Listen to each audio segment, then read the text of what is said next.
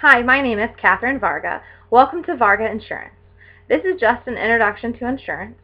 The main purpose in any insurance is to protect your family from the financial burdens of the unknown, whether it be car insurance to protect the cost of damage to your car, or it could be life insurance to protect your family from the cost of burial.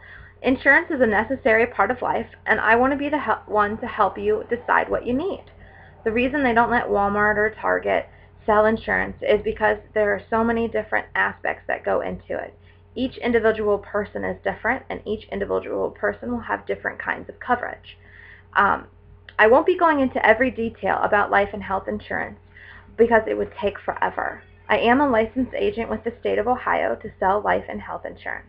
This page will be information about life and health insurance, and I will also be putting different facts about Obamacare and the ways that it's going to affect you and your family. So stay tuned, there are more videos to come. There's also a contact form at the bottom of the page, and I'd love to hear from you. And if you have any questions, just let me know. Thanks.